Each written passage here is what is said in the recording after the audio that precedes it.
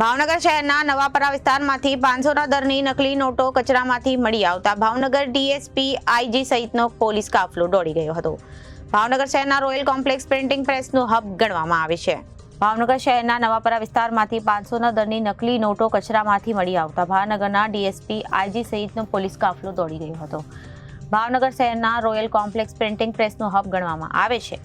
ત્યારે 500ના દરની છાપેલી 95 જેટલી નોટો કચરામાંથી મળી આવતા પોલીસે સ્થળ ઉપર રહીને એસઓજી તપાસ હાથ ધરી હતી। જોકે એસપી અને આઈજી સહિતના અધિકારીઓ તપાસમાં સ્થળ પર પહોંચ્યા હતા। પોલીસે હાલ નોટના પગલે તપાસ ચાલી રહી છે। જોકે એસપી હર્ષદ પટેલે જણાવ્યું હતું કે સીસીટીવી કેમેરા સહિત ગહન તપાસ કરવામાં આવશે। રોયલ કોમ્પ્લેક્સ કચરામાંથી 500ના દરની નકલી નોટો મળી આવવાનો મુદ્દો ટોક ઓફ ધી ટાઉન બન્યો હતો। ભાવનગર શહેરના નવાપરા વિસ્તારમાં રોયલ બિલ્ડિંગના બેઝમેન્ટમાં આવેલા કચરામાં ભારતીય દરની 500ની નોટ જેવી દેખાતી નોટ પડેલ છે એવી માહિતી મળતા ભાવનગર જિલ્લાની એસઓજીની ટીમ દ્વારા તપાસ કરતા ભારતીય દરની ₹500ની ઝેરોક્સ કરેલી અથવા પ્રિન્ટ કરેલી ટોટલ 95 નોટ મળી આવેલ છે।